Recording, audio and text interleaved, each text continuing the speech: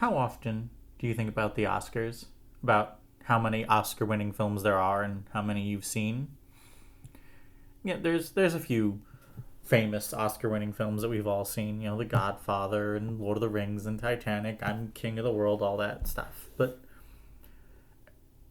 the Oscars have been running since 1927. There are currently over 1,000 films, feature-length films, which have won an Oscar. How many have you seen? I did the numbers for myself. It's not many, and I consider myself quite a movie buff. So here then is the premise of this podcast. Every episode, I and a rotating cast of 2 guests will randomly select one of the 1,000 films that have won an Oscar, watch it, and talk about it, with the only requirement being that one of the 3 people on each episode has to have never seen the movie before we talk about it. That will get difficult with Star Wars. Please note that our coverage of a movie does not constitute an endorsement of it. My least favorite movie of 2016, David Ayer's Suicide Squad, won an Oscar for Best Makeup, while my favorite movie of 2016, The Handmaiden, wasn't even nominated for anything. Please also note that our coverage of a movie is not a blanket endorsement of any or all of the people involved in it. A lot of terrible people have won Oscars. Kevin Spacey won an Oscar 20 years before he was outed as an abuser, and Roman Polanski won one 20 years after. But every film, good, bad, or in many cases mediocre, that has won an Oscar is an important part of film history just for being there. And they all, on some level, deserve a tiny bit of consideration, even if that consideration ends up concluding that it's garbage. And with all of that in mind, I'm your host, as always, Ellie McConaughey, and with me today is Justin Frankly. I'm contractually obligated to be in every episode that has Dennis Quaid.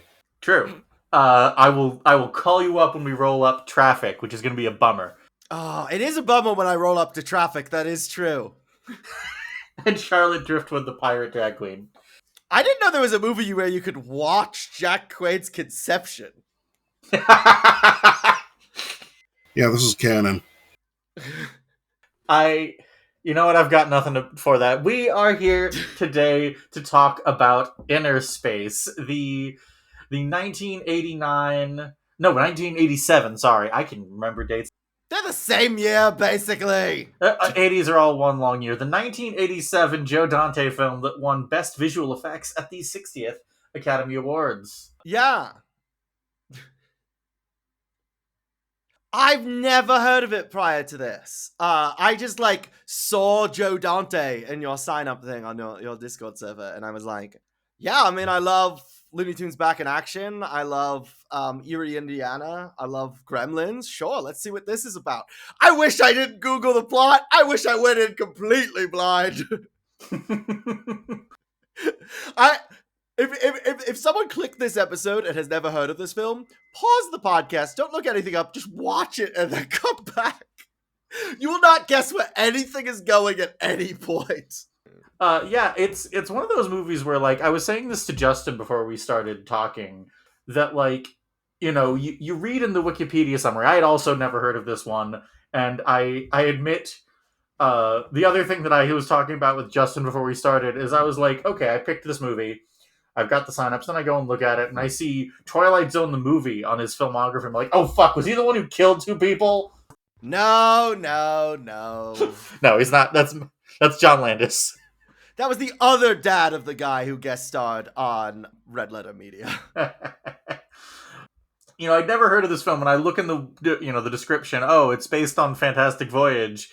I feel like that's not a very accurate description of it. It's Fantastic Voyage invented a trope. Mm-hmm. It's not an adaptation of It's an adaptation of Fantastic Voyage in the same way Magic School Bus is, or Osmosis Jones is. Mm-hmm. It's a good movie. Can we say that? Am I allowed to say that? I loved it. Osmosis Jones, I've never seen it. No, Osmosis Jones, not a good movie. No. Don't put me on record saying that, please. I meant Innerspace, directed by Joe Dante. Have you watched it?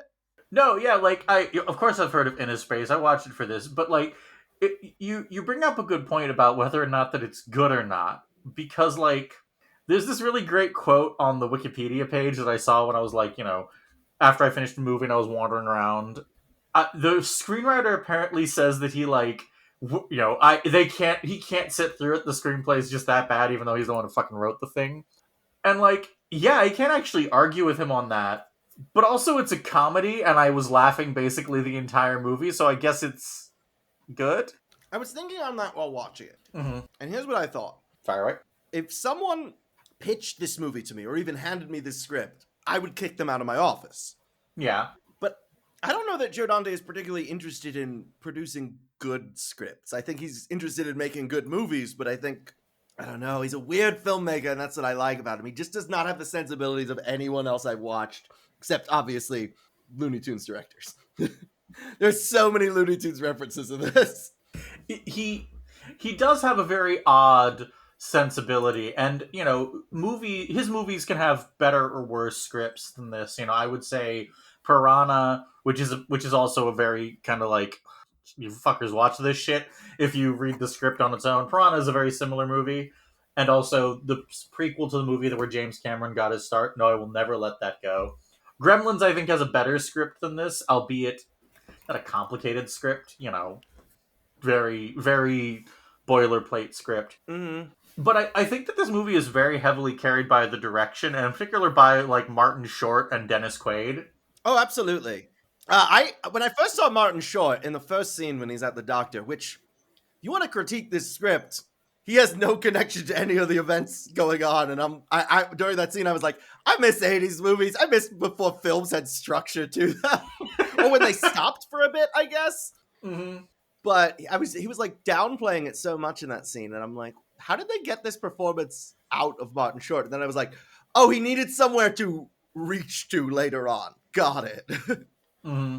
Yeah, I was a little afraid when I hadn't seen the film before either, and I was afraid when we got there that a trope in film, or a caricature of films that I don't like very much, is hypochondriacs, because I deal with hypochondriacs. Mm. And so it's like Martin Short, who I'm tepid on, hypochondriacs, two awful tastes that don't taste great together. But, he sort of mellowed out by the midpoint by the time that, the plot's actually happening. So I'm like, okay, this is a good, they well utilized their Martin Short.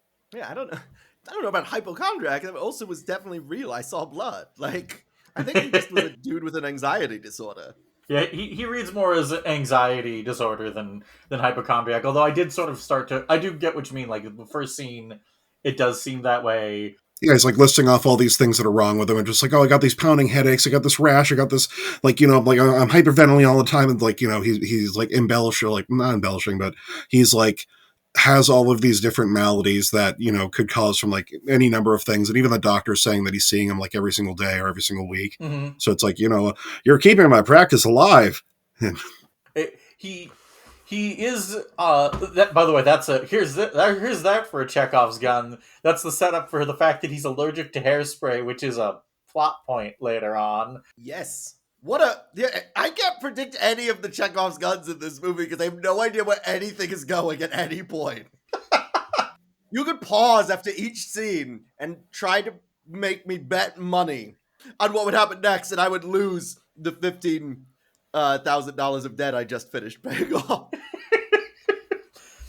No, but I between that and the scene right before it where the investor is meeting with the scientist, and the investor is basically looks straight at the camera and goes, that Dennis Quaid character, he's a loose cannon who doesn't play by the rules. I'm like, are you fucking kidding me with this shit? They're setting up a kind of buddy cop dynamic. Also, speaking of Dennis Quaid, I want to make sure I'm not crazy. He is just doing a Han Solo impression in this movie, right? Yes. No, I was literally the whole time being did Harrison Ford say no, was my thought on his performance. Yeah. Do they still make guys like that? Or do they ever make guys like that, I guess? Is it that whenever you found a guy like that, you had to make them famous? Or did there used to just be these grumpy, tired, sad, masculine guys walking around? That's my question. Do we not still have those? I haven't met any, but I don't know. Some might know the circles I travel in. I am literally a drag queen. Yeah, I'm trying to think, do we not actually just, have grumpy, sad, tired dudes now. I feel like... I know we don't, because...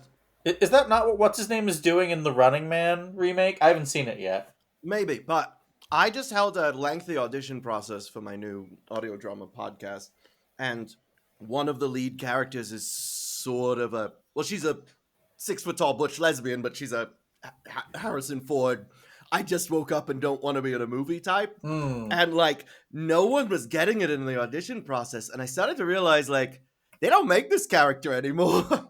I mean, part of the problem that they ran into is that Harrison Ford acts like he doesn't want to be in the movie because about like 70% of the time he just does not want to be in the movie. Right, it's not it's that's the same with Bill Murray. Bill Murray is just more of a temper tantrum when he doesn't want to be in a movie. So that's a little more high energy, fun to watch.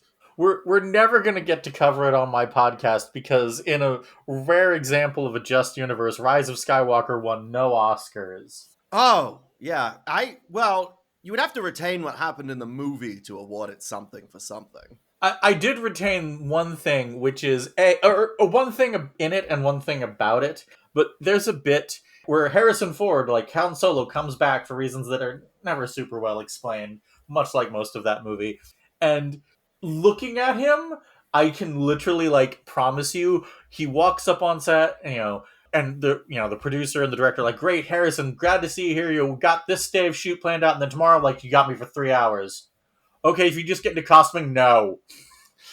And there's this great interview where like some guy is asking him like, your cameo in Rise of Skywalker, was it a Force ghost or a memory? And Harrison's like, I don't care. No, actors are required so hard to deeply care about the projects they're on because press junkets, interviews, things actors are already doing are becoming so much, tweeting are becoming so, you're replacing the advertising budget. Mm-hmm. You have to go eat really hot wings now, apparently. Yeah, which, like, is something Hot Wings is monetizing. Like, they're getting the ad revenue. The people who make the movie, they're maybe sending you there. They're probably not spending any money on that. They're probably like, you'll get ad revenue from it. Yeah, I'm not actually clear on what anyone's monetization scheme is there. I mean, aside from the guy who runs the channel, I know where he's getting out of it. No, I'm pretty sure the channel makes money, and then people get to promote their projects without spending money because the channel's already making money. I'm pretty sure that's it. That sounds about right. Yay! No, they do it for the sick thrill. I love that no one pays for anything anymore. It's so fun. It makes movies so enjoyable. This deserved best special effects, but also... What? Best visual effects and best makeup that year are like two options each. Best makeup was Harry and the Hendersons or something called Happy New Year, which is that fucking Columbo? Did 1987 in film just disappear from the collective consciousness? What?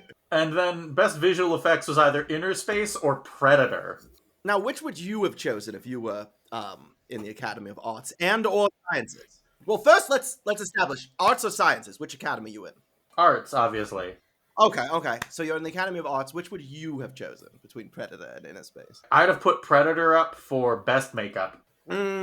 See, I would have, since there's this feud going on and I'm with the Academy of Sciences, I would have put up Innerspace, and then maybe we could have duked it out in the parking lot.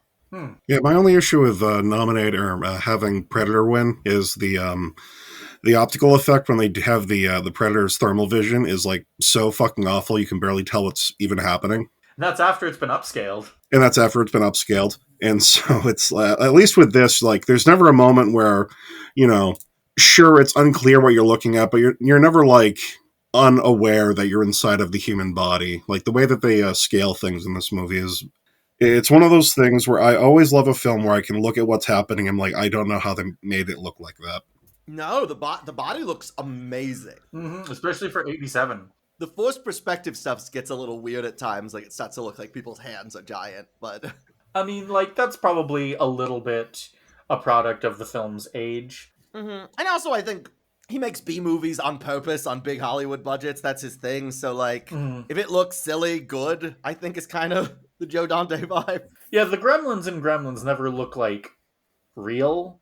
But, they look fine. But what I was going to say is that it's interesting that you, like, bring up, you said that, has 87 disappeared from film, and it's just like, it's interesting because, many years I look at the winners, I'm like, what the fuck are these movies? I've never heard of any of these. But this year, like, Wall Street won Best Actor, Moonstruck, Actress and Supporting Actress, The Untouchables is Supporting Actor.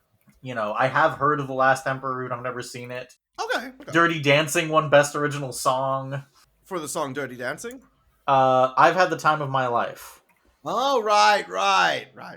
Apparently Shakedown was nominated for Best Original Song. I think everyone disagrees with that, including fucking Bob Seger. Right, yeah. Why wouldn't they have nominated the song that Patrick Swayze sings himself?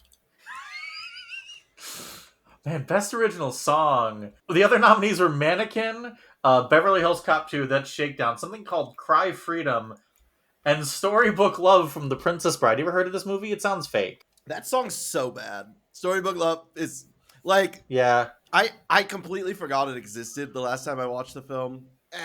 4 times ago I watched that film. I watched that film a lot. Listen to me. And me and my friends like all came to the full realization that it existed at the same time. And for like days afterwards we were like, our love is like a storybook story. I mean, I'm surprised that we didn't have some more of those in like Best Makeup and Best Visual Effects. We got, this year also had RoboCop. It also had The Witches of Eastwick. It also had, as we mentioned, Harry and the Henderson. Like, where are those in Best Visual Effects? It's all about Innerspace. This is no longer the Academy Awards. This is the Innerspace Appreciation Ceremony. They should give it Best Picture, damn it. I was like, I was like betting it. I didn't look up what it won. I was betting it was effects or something. But I'm like, God, I wish it was Best Picture. I know it's not, but it would make me very happy to learn that. Fatal Attraction was nominated for Best Picture. Good Lord, what was this year? Not Princess Bride though. Interesting. Not Princess Bride. Interesting. Says a lot. That's all I'm saying. Good Morning Vietnam was this year. Broadcast News. Good Lord, this year is fucking stacked. Yeah, okay. I take back what I said about 87 disappearing. Oh, there's Woody Allen. Hey, Woody Allen, I'll kill you. You can. You're allowed to. They just deemed that was legal. Oh, cool. We have forgiven. Yeah. We have forgiven fucking Frank Sinatra for trying to put a hit out on Woody Allen. Yeah. No, it's not only been made legal, it's been decriminalized. Exactly. I have no idea where I'm going, because we are thoroughly off topic. Innerspace. We're talking about Innerspace. How do you talk about Innerspace is the question we're all asking ourselves this moment. I mean, it's just like... It's not like a very substantial movie is the thing. And it's also the most substantial movie, because every scene I'm like, oh, more things are happening? Oh, there's shape-shifting now? Like, there's so much in it, but after I'm done watching it, I'm like, you want me to summarize it? Okay. All right. It's extremely funny, you're right, now that I think about it, that they, like, take the time to set up that Jack is allergic to hairspray, but, like, the fact that the fucking pod can, like, change the person that's in space just comes out of nowhere. Why would a rabbit ever need to steal a human's face? I'm just asking for a friend. To make it look like a different rabbit. See, that's what the experiment was for, right? Oh, that's not a good experiment. Whoever funded this should sit at home and think about their life choices. Was it? No, you know what? They were going to, since there's all these Looney Tunes references, there's Bugs Bunny plushes and an Elmer Fudd impression, and an actual clip of Mel Blanc hiccuping. What they should have done is made the rabbit look like various celebrities, so it could perhaps trick a hunter, like Cary Grant for a moment, Groucho Marx. See, the only issue I have with trying to like put any sort of scientific rigor onto the film that allows you to change your face muscles to look like a man who has a completely different face structure, a completely different height, a completely different head shape, is Martin Short is psychic. And so, like, the film that has psychic Martin Short and a group of people being turned into midgets, it's one of those things where I just sort of, like, let it ride, to quote Turk. I don't think he's not psychic. Martin Short has a vision of what his day was going to be. You're right. No, wait, you're right. He absolutely has a. You're right. He has a vision. which is an odd moment. I will also add that like the joke that I wanted to tell, and I will tell now, is they actually can use that technology to turn a rabbit's face into a human face. You know, Dr. Moreau made some valuable contributions to the project. The aliens from Mars Attacks as well, yeah. Yeah, them too. Yeah, and Dr. Moreau's Mini-Me. Give credit where credit's due, the one who plays piano on top of his piano. The sequence where the villains become like half-sized is so weird. I don't even... It also, up until that moment, I didn't think that the shrink ray just worked Honey, I Shrunk the style on a person. Like, I thought the vessel was protecting Dennis Quaid in some way. I mean, protecting character's name in some way. Yeah, Dennis Quaid. Dennis Quaid. That's the character's name. His name's Dennis Quaid. Dennis Quaid. This is a movie about Dennis Quaid and Martin Short. They play the characters Dennis Quaid and Martin Short. Dennis Quaid's character is Lieutenant Tuck Pendleton. That's not a real name. Get him a real name. That's a real... Pendleton's definitely a real surname, and no one's really named Tuck. Tuck is short for Tucker. There are Tuckers. There are people... There's a... You know, I'm sure you're very unwillingly familiar with a Tucker. Yeah, I fucking am. The one from Scrubs wasn't bad. That one was actually Turk. Wait. I mean, it's also a movie in which the hologram from Star Trek Voyager plays an ambiguously... The cowboy. Yeah, I don't know what racial category he's supposed to be. I was Googling the hell out of this, but I have a theory, and that's all I can give you. Okay. So he's definitely a white guy, right? I mean, the actor is Robert Picardo. Well, so let's just... If we assume that the character has Robert Picardo's ethnicity, there's also the line where they, like, almost mockingly say, you like Cuban cigars, right? Cuba has the highest population of white identifying people. As far as if they're genetically white, there's no such thing, so you can't test that. The highest population of white identifying people in any Latin American country. I think he's supposed to be Cuban. He could be a Spaniard. He could be from a fake country. They don't make that clear. Robert Picardo is of Italian descent, and like they did film a lot of westerns in Italy, and I'm going to go ahead and say, I know I'm the one who brought it up, but we're going to go ahead and drop this subject before we bust out the calibers. No, absolutely. I mean, I'm just trying to figure out what accent he's trying to do and why. Because the role asks for a cowboy. I choose to believe that he is the I can never there's not a proper term for it, though it's been kicked around for a while, like the American weeaboo. Yes. So like I completely believe that he is a foreign national. I completely believe this character, just like, you know, women love him, but you know, you already know that, you know. Robert Picardo, prior to being in Star Trek, was a much stranger actor. Yeah. Like, he was Meg Mucklebones, the Bog Witch in Ridley Scott's Legend. Mm-hmm. He was also the Bruiser in Gremlins 2, so you'll see him again, because Joe Dante is in the John Carpenter school of just having this, like, cadre of fucking actors he keeps employed for his entire career. Mm-hmm. I mean, it's the theater company school. Like, that's where that started, for sure. Like, any person who casts like that either has a background in, like, home movies or theater. I mean, Wendy Shaw, who some of you probably know from other Joe Dante films, and if you're younger, you probably know as Francine on American Dad, plays Martin Short's girlfriend. Like, girlfriend? I'm not gonna say love interest. No, she plays a woman who has a crush on Martin Short and has slept with everyone at their job except him. That's the extent of their relationship, right? You know what? I don't know what their relationship is. That's what they said it was. I'm gonna go ahead and say not define that, because she sucks. That character sucks. I don't like her. I'm not saying like she sucks as a person. I'm saying I just didn't find her entertaining. Okay, that's fair enough. There's a little more characters in this movie than there should be. The in true '80s fashion, it's just like not great about most of its lady characters. Nah.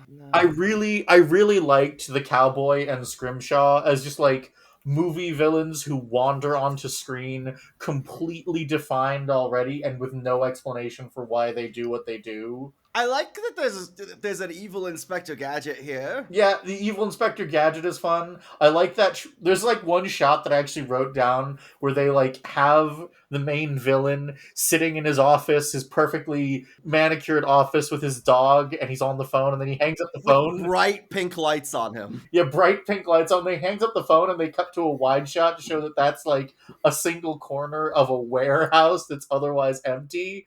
Which is so funny to me for some reason. I think what must have happened is that's probably like that warehouse is probably a shooting space. Like they do that a lot. I think they shot it there, and then in the last second was like, "Can we add this shot, please?" It's a good shot. It's just like I don't know. Like I felt like if again you mentioned it earlier. Like if I read the script in isolation, I would probably like smack the writer with it. Right. But like I don't know, in the actual watching of it, it just has this wackadoo energy that just really wins you over by about the halfway mark. Absolutely. I mean, yeah. No, Joe Dante's biggest influence is very clearly Looney Tunes and always has been, and it just feels like you're watching a 2-hour Looney Tune. Do I understand it? No. Do I like it? I think so. I'm glad you brought on your most Martin Short-like and Dennis Quaid-like friends to guest on this episode. If there's ever a reading, I think you got your cast. Yeah. Does that make me Meg Ryan? You could, yeah. You know what? You got Meg. You know what you do though? You do kind of have Meg Ryan energy. I will take that as a compliment. I adore Meg Ryan. While watching her performance in this movie, I was like, oh, that's why she kept getting put in things. Okay. I like Meg Ryan a lot. No, I don't like the way the character's written. Yes. No, of course. Yeah, I'm not a huge fan of the way the character's written. And honestly, one of the actual issues the movie has is like the scene at the end where Dennis Quaid and Martin Short, finally hug after having worked together for so long. Liked that a lot. The scene where they like have Dennis Quaid and Meg Ryan get together, don't care. No, well, they had to get together. That was the origin story for. Yeah, they baby trapped. Yeah. Oh, you're right. It was a white wedding. I will also add on there that like no, Dennis Quaid and Martin Short should get together. He's already been inside him. They kissed. when at her wedding, Meg Ryan kisses Martin Short. I'm like, that's weird. And then when Dennis Quaid kisses Martin Short, I'm like, well, it's fine now. It was weird before. Yeah, let's workshop the ending. So instead of the wedding, it's going to be a scene where Dennis Quaid and Martin Short, they're like talking, they're going to part ways, after this ordeal over the course of like a day and a half. They're like, oh, we got to go our separate ways. We got to have our go back to our normal lives. And then like the same way that Martin Short has this epiphany about how his life sucks and he doesn't want to do it anymore. Mm-hmm. I think Dennis Quaid should have the same realization and they go off together. And then you have Meg Ryan and what's her face chase after them to sort of That's good. I was just gonna suggest the three of them get married and are all holding hands and then kiss with the. Well, California in the '80s wasn't that progressive. I will add, speaking of homosexual undertones, there's a line from Dennis Quaid when he like realizes the experiment has gone wrong. I'm an estranged man surrounded by strangers in a strange room. I've had weekends like that, Dennis Quaid. You're fine. I want to post that. I was like, I wish I was watching it on the TV, and I was like, I was watching this somewhere where I could screen record that because this is such the most insane, baffling line out of context. It has a lot of extremely good, baffling lines out of context. A couple others I wrote down is you just digested the bad guy, and of course, I make love with my boots on. Hey, why does Martin Short's doctor know so much about medieval medicine? He brings up factoids about demonic possession and how hallucinations of God used to be treated in the same scene. Well, you're having a theocratic crisis. We used to treat that by having you flayed and beaten. Why does he know that? Like, I feel like the energy of a Joe Dante movie is if just suddenly halfway through the movie we started following any random character with one line, I would be fine with it. Like, who's gonna sit next to him in the waiting room and say one line? Fucking Joe Flaherty? Like, I mean, that's sort of what I meant with like the cowboy and God, where is it? My notes. Scrimshaw. Like they don't explain any of their bullshit, no. but they're like they are coherent characters in a way that is very funny when you're watching it, and that's all they really need. Honestly, That's what the Looney Tunes characters are. We're talking about autistic inspirations. I mean, like honestly, this is gonna seem like a more insane comparison. It honestly kind of reminds me of like After Hours, where this just dude has to deal with this shit while running into a bunch of extremely weird, annoying people. Right, that mall is gorgeous. Remember malls? My wife was at one today. They still exist. There's one downtown here in Stamford, but they're like Probably the most distracting thing about the face changing thing for me is seeing Robert Picardo with that hairstyle. I kept having these flashbacks to like when they de-aged Dexter, like just this Michael C. Hall in a really awful wig. it looks just like him. Did they do a little bit of contouring to make his face look a little bit more like Martin Short's? I feel like I was sensing that. They did something. There's something happening.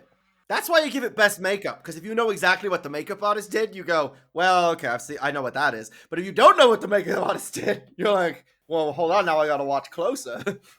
Yeah, Britt Baker wasn't available to do the makeup on this one. He was busy with Harry and the Hendersons. Why do rabbits need to explode VCRs? They should be allowed to do that. I trust rabbits with the ability to explode VCRs. And steal a guy's face. Through means that are utterly inexplicable. Perhaps the reason why they're so interested in this miniaturization technology is that they're actually like trying to use it for like the military applications, because clearly this guy is able to like destroy any and all technology around him. And if you you couldn't find the rabbit or whatever you install them to this whatever you eject them into, you wouldn't know what's causing all your shit to break, Yeah, okay, so, oh, God. So wait, you know what that makes him? Do you know what the term is for something you can't detect or diagnose that is destroying machinery? Fire away. A gremlin. Not true. This was an experiment to invent military gremlins. I mean, I was gonna say that's like if you put him in a rabbit and have him in, or like some small animal and have him infiltrate an enemy base in order to disrupt all of its technology, you're like. That's like already basically shit the military does. Has anyone heard about how they tried to like train bats and rats to set off landmines? That's hilarious. Yeah, the CIA also installed a listening device into a cat. In this moment, I'm realizing you can't analyze a Joe Dante movie without sounding like the guys on the plane in Gremlins 2. Yeah.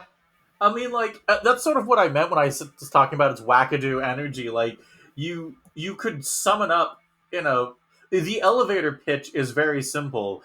A military pilot gets shrunk down and put inside an erotic guy accidentally and has to solve the mystery, what happened from inside the neurotic guy. Mm-hmm. Very simple. It's just ends up a completely wacky movie. Right. Often in very weird ways, like when they end up sticking Martin Short in a freezer truck because the bad guy's car got towed.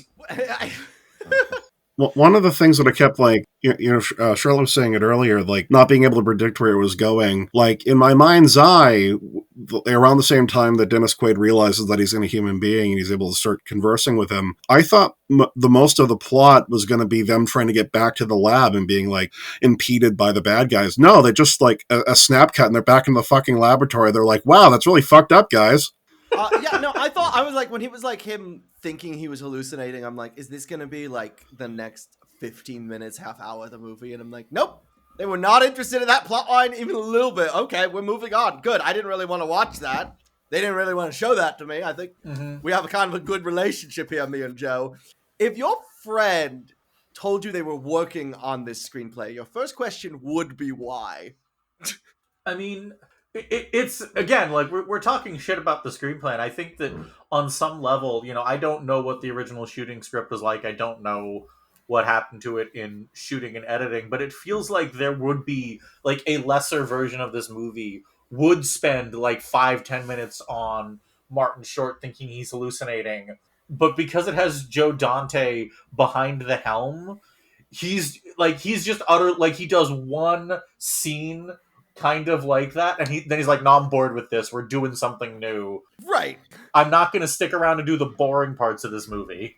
His movies have the pacing of Looney Tunes, and so Looney Tunes are all like 5 minutes long. So every 5 minutes of the movie has a beginning, middle, and end.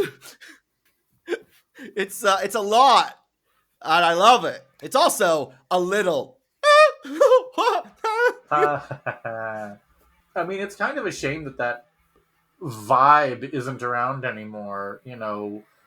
Joe Dante pretty famously has gotten like 3 movies made this century. Right. At least partially because Looney Tunes Back in Action just bombed so hardcore.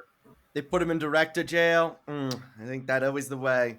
He barely made that movie. That was the studio's fault, but okay. Joe Dante, if you are listening for this, hi. I actually really like The Burbs, Mr. Dante. And second, you and I should meet and like have dinner and bond over our mutual hatred of Space Jam. Oh yeah. Space Jam. Yeah. We can't get into it. We cannot. I know everything about Space Jam unwillingly or willingly. I don't know. I'm curious. Don't worry about it. No, what really the reason we don't get Joe Dante's anymore is because we don't have Steven Spielberg's anymore. No one is using their wealth to just give weird artists opportunities. Like, what you working on there, Bob Zemeckis, Bob Gale? Oh, this is a time travel incest movie. And he's like, here's $1 million fucking dollars. Make that fucking movie, baby. I mean, we still have a Robert Zemeckis. He gets a lot of movies greenlit this century. They just haven't been any good since. But Steven Spielberg was a guy who would get other people he liked get their movies greenlit. Like Twilight Zone, the movie is just Steven Spielberg going like, look at these weird guys I found. I got them all to direct something. And then unfortunately, Spielberg joined the dark side and made Ready Player One. Yeah. I would not accredit any of the faults of Ready Player One to Steven Spielberg. I think it's worlds better than the book. I never read the book. Don't. From people who have both read the book and watched the movies, have told me, like, don't even bother reading the book. Tell a lie. I read, like, the first 20 pages and... Threw up in your mouth? Yeah, I was gonna say, I was still male presenting at this point. So, like, when I told the friend of mine who recommended it to me... You were male presenting until page 20. And then you were like, all right, well, I'm a girl now. Shit, that did it. Yeah, I was like, I would rather die than read more. Genuinely would never... unreadable. Unfucking readable. But, I don't know, like, we still have, to be fair, weird fucking artists, but they tend to be... I don't think many of them are really inspired by Looney Tunes anymore. You go and watch, like, the new, I don't know, what is her name? I'm trying to remember her name. Emma Seligman. You go and watch her movies, and like they're wacky kind of 80s inspired sex. Bottoms is a wacky 80s inspired sex comedy, but like it's not really. She doesn't seem to be inspired by Looney Tunes when she does it. Honestly, it feels more like a significantly less rapey, significantly gayer version of like Revenge of the Nerds or something. Or you have I'm not good with names. Schoenburn person. Jane Schoenbrun, yeah. Right, they're inspired by Buffy or Angel. And Buffy and David Lynch and Erie, Indiana, oddly enough. Erie, Indiana is, by the way, have you seen it? I've watched a little bit of it. I watched it. Well, it's one of the influences for Gravity Falls. Obviously, if you've seen Erie, Indiana and Gravity Falls, you could tell that. I watched it with the Discord server for my Gravity Falls podcast, and I was only intending to watch the first episode, and I was like, yeah, we gotta finish this show. This is amazing. It might be my favorite thing Joe Dante has done, at least that I've seen. I need to watch more. I like just Gremlins, this, Looney Tunes, and the fake in-universe movie in I Saw the TV Glow, which is directed by Jane Schoenbrunn, which is in fact my favorite movie of the decade. Don't at me. is like 60% Buffy to 30% Erie, Indiana. Cool. Go see I Saw the TV Glow. It's not eligible for this podcast, but because God is dead. But my point is that, like, I don't know, the Looney Tunes exist in this very weird cultural spot right now. They're still, like, famous, but as, like, a brand more than anything. Well, that's why Space Jam happened, because they could only get money as a brand, like those shirts of... So, like, that's been the case for quite a while. I guess the reason we don't have art inspired by Looney Tunes is, A, Looney Tunes is really old, and B, the last... if you are old enough to be working in Hollywood and old enough to have grown up with the Looney Tunes, then, like, you're thinking Space Jam, and no one's been inspired by Space Jam. So I think we gotta wait till the crowd who grew up with the Looney Tunes show, which is magnificent, I won't let anyone tell me otherwise, and Back in Action, I think we gotta wait for them to reach the age where they're getting to make creative decisions for stuff to start feeling like this again. But, I mean, there's other things in a similar vein to be inspired by. Everyone I know cites Muppets as their main influence.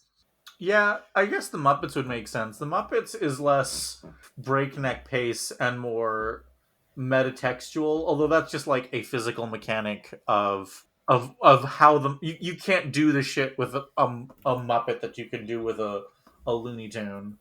I don't know, like they made some new Looney Tune shorts a couple years ago, threw them up on HBO Max. Or I guess Max, or I guess it's back to being HBO Max. No, it's HBO Max now. Okay, we're okay. Fair, fuck it. She transitioned, Ellie. Fine. Delayed laughter at that joke. I'm totally off topic. Don't worry. By the time we decide what the name of this thing is, they'll take the shorts off. Don't worry. Oh, it's the opposite of outer space. Yes. I did like the scene where, like, where the villain basically goes, like, outer space fucking sucks. Nuclear weapons, it's a dead end.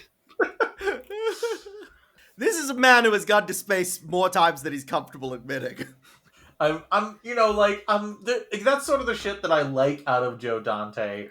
The villain is sitting there monologuing his motivation, and literally the audio cuts him out to listen to Dennis Quaid because Joe Dante's sitting there realizing, like, I don't give a fuck about this. Oh, yeah, no. No, speaking of monologues, there's the bit when they're in the freezer, and I was looking at the IMDb trivia, and supposedly, they just said he's talking in the background while Dennis Quaid's talking to him. Mm-hmm. So, like, they didn't have anything written other than that stage direction, and they only realized on set, so they wrote it on a piece of paper. And the monologue about the time he spent in Alaska and... Mm-hmm. So that's just that actor just improvising insane shit. Excellent. No. It was written out by Joe Dante and the writer on a piece of paper minutes before they started shooting. It, again, just straightforwardly... did not give a shit about any of this, Mr. Dante. At least he keeps giving Kevin McCarthy things to do, Mm. Who's got remarkably similar sensibilities now that you're saying that? Who's that? Roberto Aguirre Sacasa of Riverdale. Because every time a Riverdale plotline starts getting boring, he's just like, next episode, 2 weeks later, they're done with that. Like, they just don't care to ever write anything uninteresting. I will say, I've never watched Riverdale. I watched, like, the first 2 minutes and was so overwhelmed by Twin Peaks envy Yeah. that I just couldn't continue. Like, supposedly it stops wanting to be Twin Peaks after a few episodes, but like the first like 30 seconds, I'm like, is he dead, wrapped in plastic? Well, the first character we see is the waitress from Twin Peaks, that same actress. Yeah, exactly. No, so season 1 of Riverdale is a generic CW soap opera with a lot of Twin Peaks references. Season 2, he started testing the waters, saying, let's see if CW actually watches this.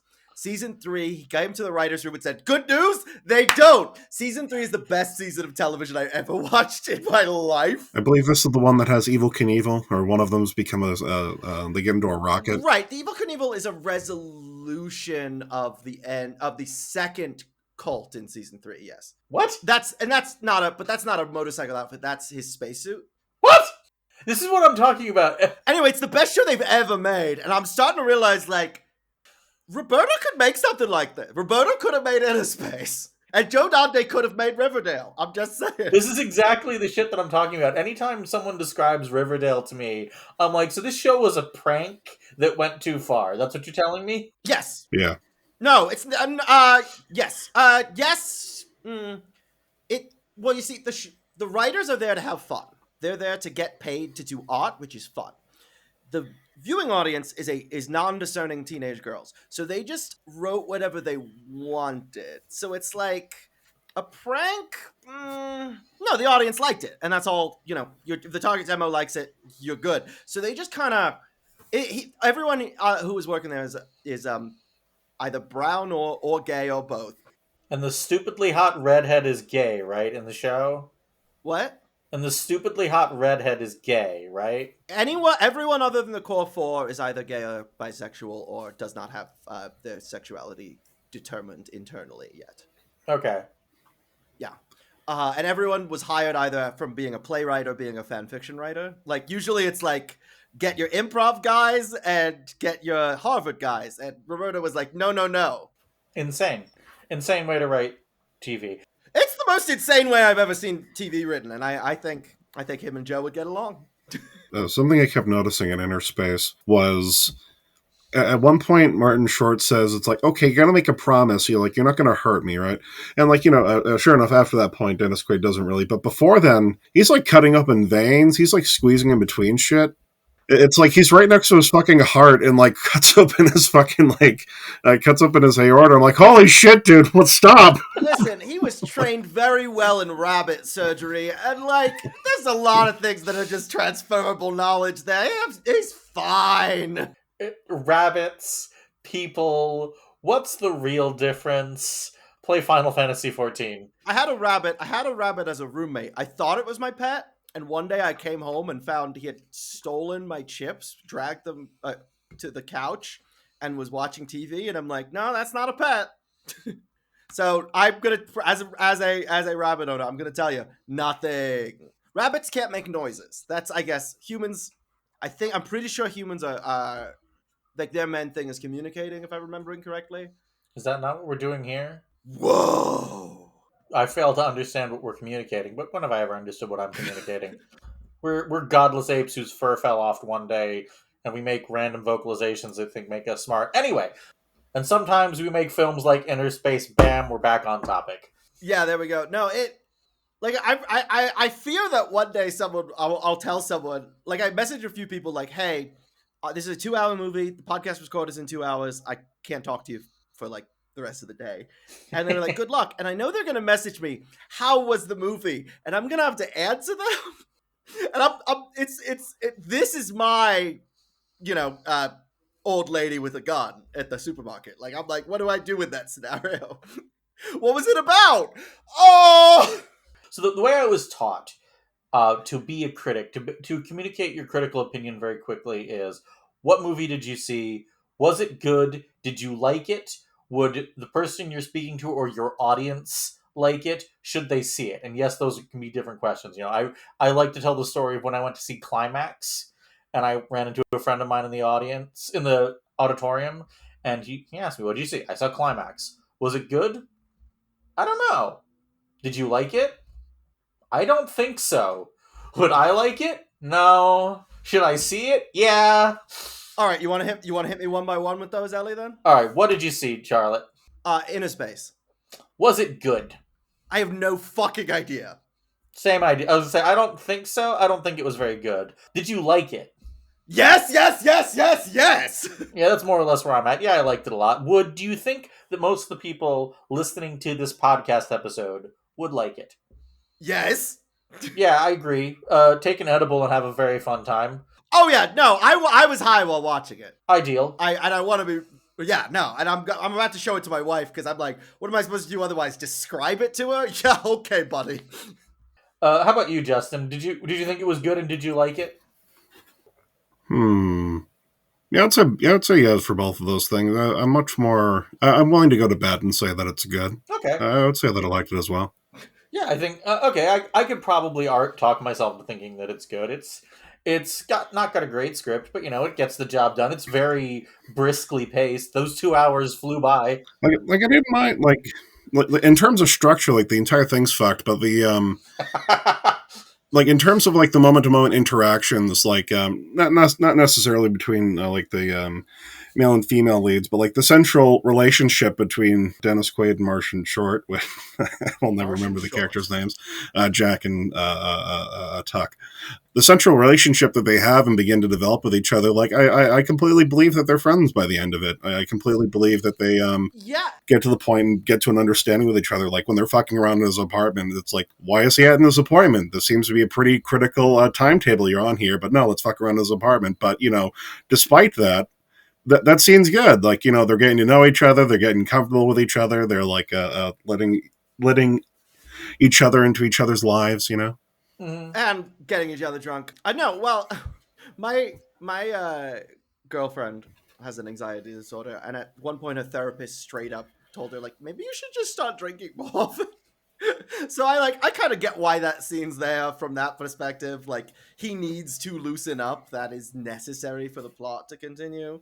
It's to say anything in this film is frivolous is to say there's a definitive beginning, middle, and end that you can pinpoint. And so I think the question of if it's good is a loaded question because film structure is so rigid and defined, and that should be something you're allowed to bring into question. That should be something should be able to say, why is this the way that every single movie is written? Would audiences care if it wasn't? I like that. I think a lot of art that does that is going to be from underprivileged people with different perspectives. So like I think it's a bad instinct to immediately call that bad. It's a roller coaster. Is it a movie?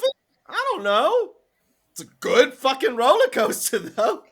Yeah, that's sort of where I was gonna end up going with it. I don't know if the structure such as it is would hold up to any scrutiny. And I think that like the understanding of the movie is like, if you're gonna get this wacky with it, you got to keep the pace up. The handful of times they slow down, like the very beginning when they're at the party to like establish that Dennis Quaid is a huge fuck up, or like the bit where they have to establish that Meg Ryan is pregnant. Man, I'm just sort of sitting there going like, you're losing me, Joe, buddy. When's Joe coming on the pod? Never. I would have to have listeners for that to happen. I would love to meet him one day. He seems insane. He seems out of his fucking mind. It's also the only film of his that ever got an Oscar. It's sad. Yeah. Yeah. Well, yeah.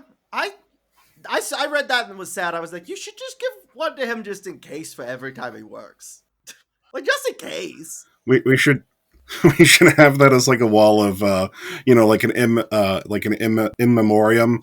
Every time we get to it, like the last time we'll ever talk about a person, it's like, this is the last time we'll ever talk about Joe Dante. This is in fact the last time we'll ever talk about. Well, that's not gonna be. No, I'm gonna be 90 years old and talking about weird shit from Joe Dante movies. Like, well, last time he's eligible for this podcast, at least. Yeah. Oh yeah, this is gonna be the last episode where you can talk, because I assume Twilight Zone the movie didn't win any awards. Not a one. It did kill children with a helicopter, though. Yeah, like once you kill children with a helicopter, you kind of like you can't submit that to the Academy, man. You gotta hold that hell.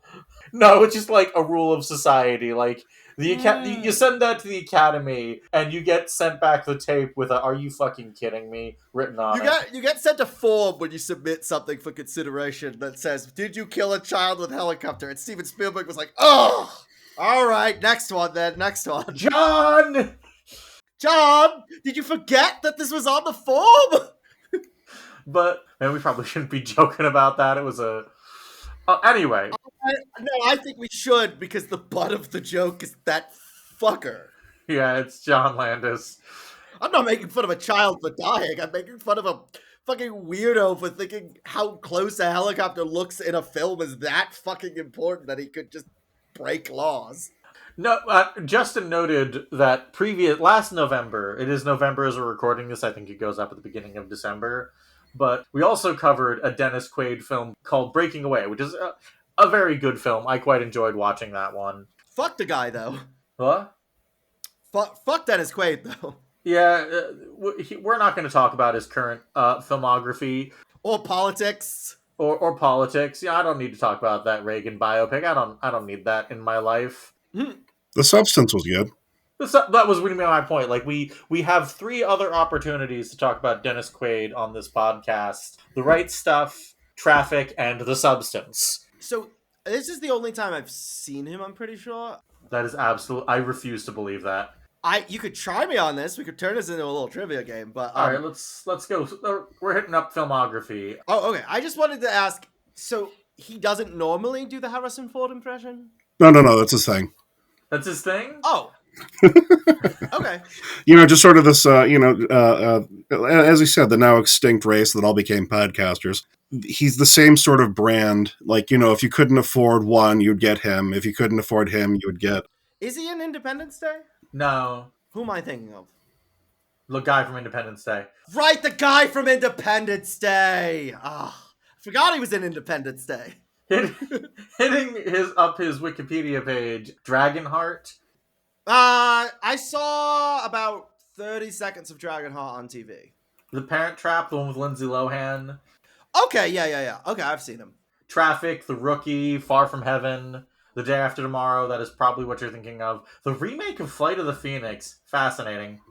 I saw Parent Trap. Yeah, I saw that when I was a kid. I haven't seen it since I was... I still eat peanut butter on my Oreos to this day. Okay. No, like, you are correct. It's an iconic scene.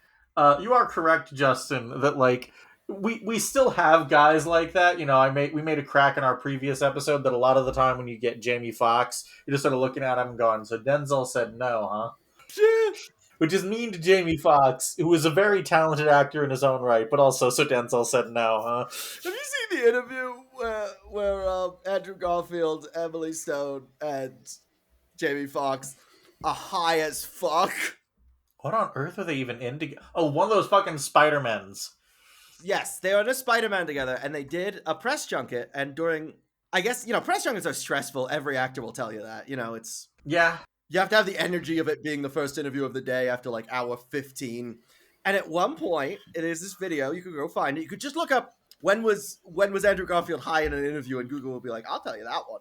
They are just stoned out of their minds. It's so good. I don't think Google actually answers questions like that anymore. It does. That's how I found it last time I wanted to send it to a friend. Like you have these sort of people in every cohort. Let's say, like, I forget the exact actor. I want to say Ethan Hawke, but like he was making this a joke about either like River Phoenix or someone who died. The guy in Brokeback Mountain. Heath Ledger. Heath Ledger. So, like, yeah, it would be like he would walk into an audition and he would see like River Phoenix or Heath Ledger and go like fuck, and like they would get the part.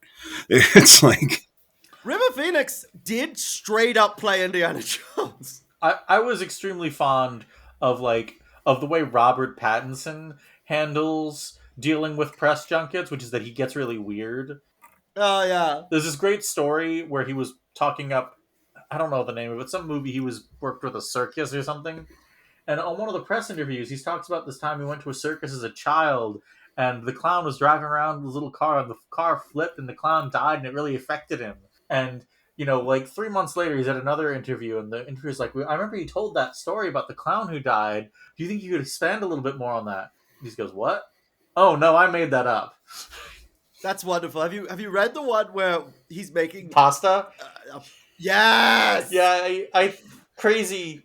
If you'd told me in like 2008 that like the two actors who can get me into the theater no matter what are Edward and Bella from Twilight, I wouldn't believe you. But here I sit. Right. He based his performance as Edward on Jack Torrance in The Shining, as played by Jack Nicholson. Fascinating. Robert Pattinson, call me. I don't want to like make out with you. I do want to talk with you. I think we should. I want to be friends with you, Robert Pattinson. Please. Right? No, yeah. He like Twilight works because he's like, oh, he's like terrifying. He's like a terrifying killer. I'll play it like Jack Nicholson would play it, and that's like why Edward worked at all. Because the guy playing him does not like him.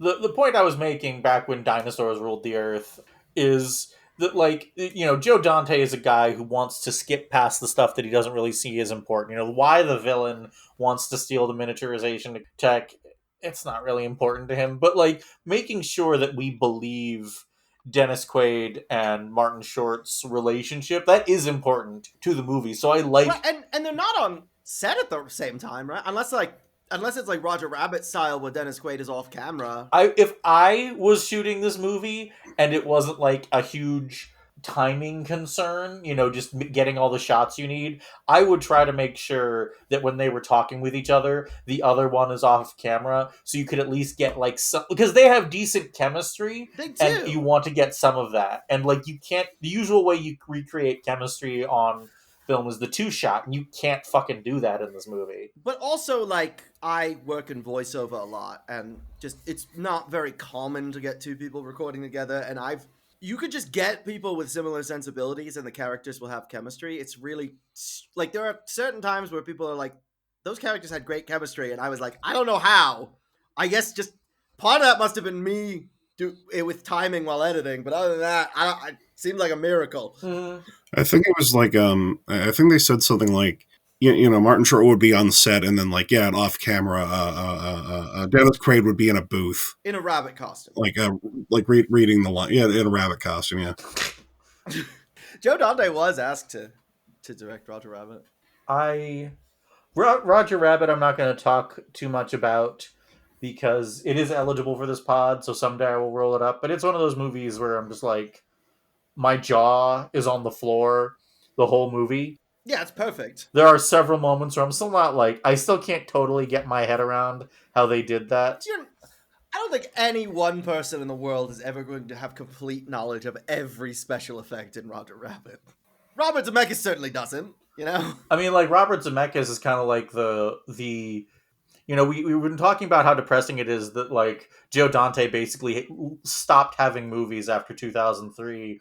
But, like, Robert Zemeckis is our comparison point. He kept making movies. And they all fucking suck. I watched... Yeah, I was just going to say, if Joe Dante wanted to just make a bunch of $1,000 movies and throw them on YouTube, I would, like, watch every one twice. Like, I fucking saw here Robert Zemeckis. I want my goddamn money back, Robert Zemeckis. Goddamn. So I should watch The Burbs is the moral of the story. Yeah, you should watch.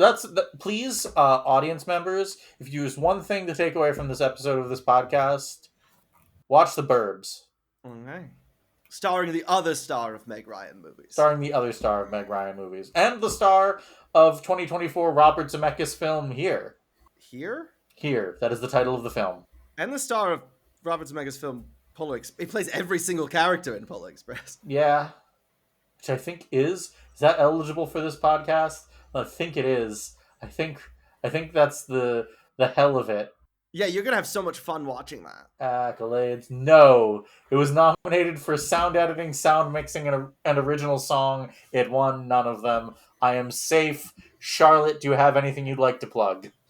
I'd like to plug this syringe into a rabbit to put you in there, if that's okay. No, I don't want to be a rabbit girl. I'm more of a cat girl kind of lesbian. Well, a cat could... It's just the girl within the rabbit. It's not. You know, like, yeah. I have a Discord server where you could keep up to date on what I am working on. As I have stated, I'm working on an audio drama that stars a tall, butch Harrison Ford type. Is she single? Yes, it is in fact about a divorced couple solving a mystery together. Cool. Justin, do you have anything you would like to plug?